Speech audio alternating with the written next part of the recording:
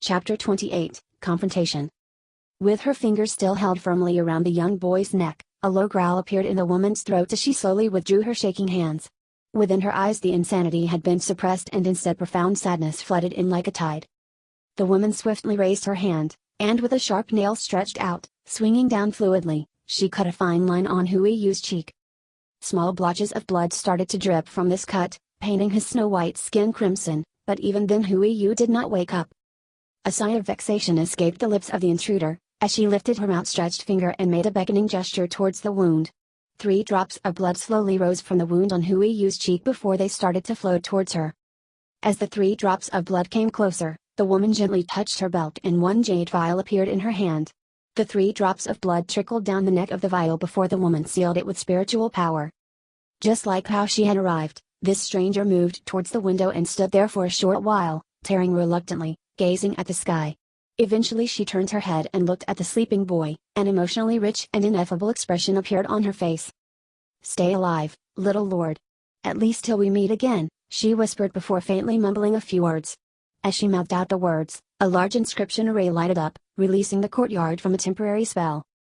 Upon exiting the window, big hazel-brown eagle-like wings sprouted from the woman's back and with a few flaps she was soaring high into the sky, the moonlight spraying her figure silver for a moment.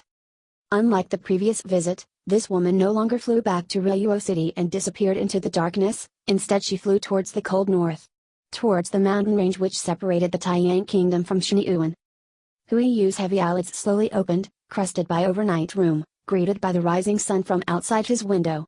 Usually, when Huiyu allowed himself to sleep, he would be fully rested and energized after a good night of sleep. However, this morning an inexplicable feeling kept making his hair stand on end, random shivers ran down his spine and his heart pounded harshly. This feeling was not completely unfamiliar to Huiyu, as he alertly examined his entire courtyard.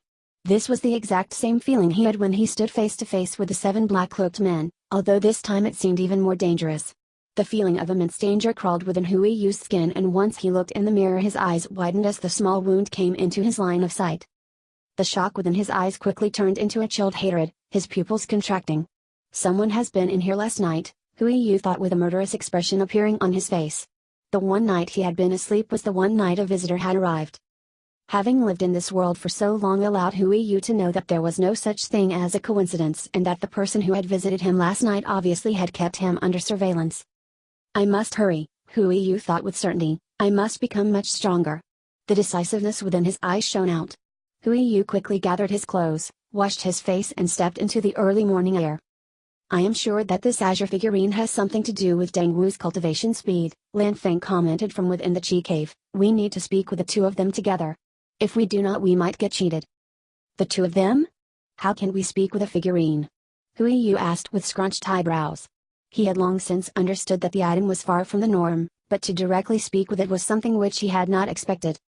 Don't worry your white little head about this, Lan Feng said with a snicker, this is good luck for us. Very good luck indeed.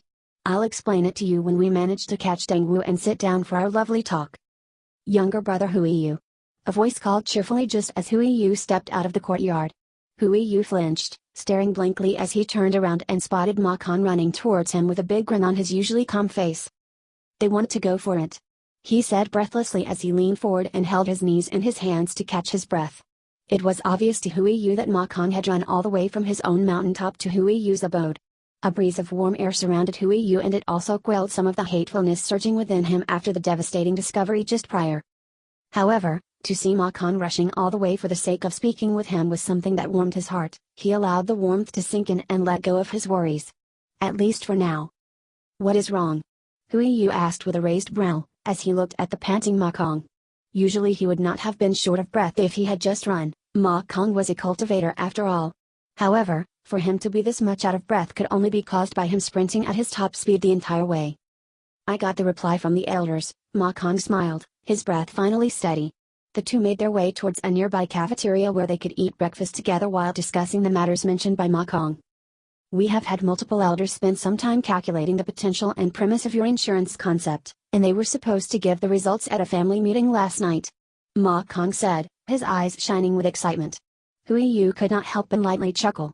The always stoic Ma Kong turned into a boy who acted his age whenever they were dealing with their insurance project. The mathematics are quite solid, and as long as this unknown expert doesn't go around annihilating any more noble family compounds, then we should be up and running within a few years. Ma Kong's eyes still glistened as he looked at Hui Yu. We need you to come visit us and sign a contract, but there are a few things the elders require. As soon as Ma Kong mentioned the contract, his excitement quickly got contained and he began to behave in a very respectable, dignified manner. Ma Kong did all this unconsciously, and Hui Yu whistled with raised eyebrows. This young friend of his was definitely plenty skilled in controlling and masking his emotions. The contract will give you 3% of the revenue instead of 1, but the reason we changed it to 3 is because it is not only profits. If we are to fail miserably with this idea, then you are to pay 3% of the loss. Hearing this made Hui Yu suddenly gain respect for the black market auction house. Hui Yu had been aware that it was a great business. However, only now did he understand just how thorough they were with their commerce and investments. This question about the contract was obviously a way to test Hui Yu. If this child was being used as a way to make the Ma family lose money, then at least he would also lose money by doing so. At the same time, if he truly was imparting such a great idea, as the calculations promised, then he did indeed deserve the 3%. Ma Kong was obviously uncomfortable about imposing such a rule on a friend of his. However, he was a member of the Ma family and understood how important it was for their family to be able to keep up their growth. The Ma family sought to expand their reach to other major cities within the Taiyang kingdom, after all. The two boys were seated for the rest of their breakfast while reaching a consensus that Hui Yu would follow Ma Kong to sign a contract the following day off from lectures. After the agreement, Hui Yu excused himself as he moved towards the mountaintop where Deng Wu's courtyard was located. Knocking on the courtyard door yielded no response. However, Hui Yu did not give up just like that. He stayed outside and knocked the door with a few minutes breaking between, knowing that Deng Wu could hear him. While waiting, Hui Yu looked around at his surroundings. At the time he started attending the academy, it had been at the warmest month of summer, and more than a month had passed since then. In this time Hui Yu had managed to sell 2 skills and rely on that money to buy pills which helped his cultivation to climb into the ranks of an 8-star student.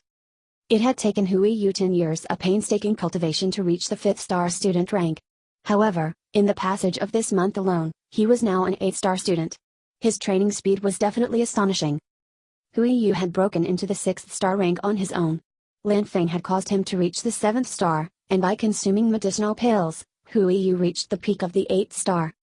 During all this time, Wang Julong had been cultivating without end, working his fingers to the bone, but even while doing so, he was still only at the peak of the 8-star student rank.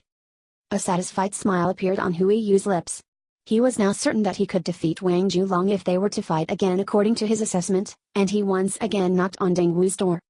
Once again, there was no response and Hui Yu started to get a little annoyed. It was no longer the warmest time of summer, and the morning wind was slightly chilled, causing the boy to become greatly annoyed. Big brother Deng Wu. He called as loudly as he could, causing a lot of people to look at him with an odd expression. If you do not let me in, I guess we have to talk over the gate. Hearing this, the courtyard door suddenly opened and a grumpy-looking Deng Wu was standing in the doorway, wearing his clothes in a disheveled mess and clearly had just rushed out from his bedroom. In contrast to Deng Wu, Hui Yu was neatly dressed with a clean and washed face. His face was not grumpy but filled with smiles and laughter, which in turn felt as if someone dropped a bucket of cold water on Deng Wu.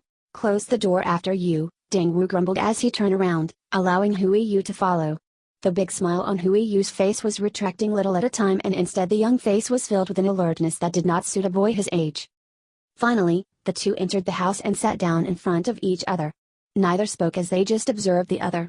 Deng Wu had completely discarded his usual, arrogant attitude, and instead he looked as alert as Hui Yu. Give him the ring back, Lan Feng said, and Hui Yu quickly followed the order. The ring contained the black memory stone and Deng Wu grew increasingly worried as he saw Hui Yu playing around with it. How much did you figure out? Deng Wu finally sighed as Hui Yu tossed the ring towards him. With a practiced move, Deng Wu caught the ring and looked at it tentatively. Last time he had touched it, it had scorched his finger. The burnt mark was still visible, but this time no heat was emitted from the ring and Deng Wu allowed it to slip back onto the injured finger.